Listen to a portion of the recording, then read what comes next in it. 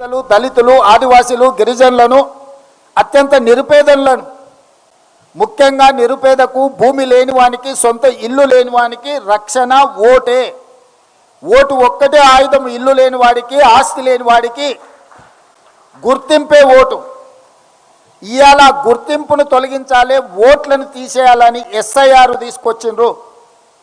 ఎప్పుడైతే ఓటు హక్కు తీసేస్తాడో అతని ఆధార్ కార్డు పోతుంది, అతని రేషన్ కార్డు పోతుంది, అతనికి ప్రభుత్వం నుంచి అందే సంక్షేమ పథకాలు రద్దయిపోతాయి. చివరికి దేశంలో ఉండాలనా లేదా అని అంటే అతను ఉండాలనా లేదా అని నిర్ణయించేది కూడా భారతీయ జనతా పార్టీ చేతిలోకి వెళ్తుంది. అట్లా కోట్లాది మంది పేదలని ఈ దేశ పౌరులే కాదు అని చెప్పి వాళ్ళని తిరిగి వెట్టి చాకిరి కింద బానిసలుగా తయారు చేయడానికి ఈరోజు భారతీయ జనతా పార్టీ కుట్ర చేస్తుంది. ఈరోజు ఎస్ఐఆర్ వెనకాల ఒక పెద్ద కుట్ర ఉన్నది.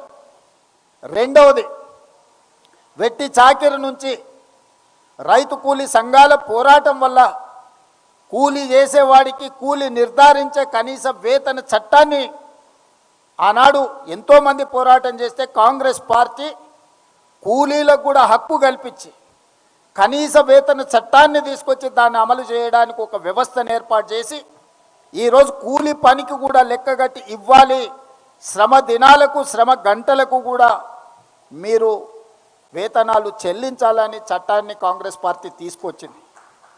వాళ్ళకు పని దొరక్కపోతే పని కల్పించడానికే పని లేని పేదలకు, భూమి లేని పేదలకు, ఇల్లు లేని పేదలకు రక్షణ కల్పించడానికి, ఆహార భద్రత కల్పించడానికి మహాత్మా గాంధీ జాతీయ ఉపాధి హామీ పథకాన్ని తీసుకురావడం ద్వారా పేదల యొక్క ఆత్మగౌరవాన్ని పెంచాలి అని శ్రీమతి సోనియా గాంధీ గారు ఆలోచన చేసి మన్మోహన్ సింగ్ గారు ప్రధానమంత్రిగా ఉన్నప్పుడు ఈ చట్టాన్ని అమలు చేయడం జరిగింది. దానికి ప్రధానమైన స్ఫూర్తి ఆనాడు ఉమ్మడి ఆంధ్రప్రదేశ్ మెదక్ జిల్లాలో పునాది పడ్డది.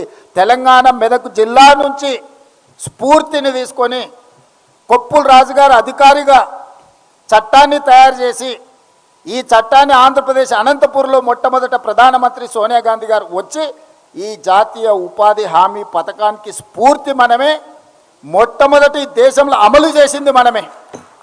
ప్రపంచానికే ఆదర్శంగా ఉన్న ఉపాధి హామీ చట్టము అమలు జరగడానికి తెలుగు రాష్ట్రాలే ప్రధాన కారణము. ఆనాడు సోనియా గాంధీ గారు, మన్మోహన్ సింగ్ గారు ఇక్కడి నుంచి పథకాన్ని ప్రారంభించారు. ఈరోజు ఉపాధి హామీ చట్టము అమలు జరిగితే గ్రామీణ ప్రాంతాలలో వలసలు ఆగిపోయినాయి, వెట్టి చాకిరి ఆగిపోయింది, ఆత్మగౌరవం పెరిగింది. పని దినాలకు, పని గంటలకు డిమాండ్ చేసి తీసుకునే పరిస్థితిలో కార్మికులు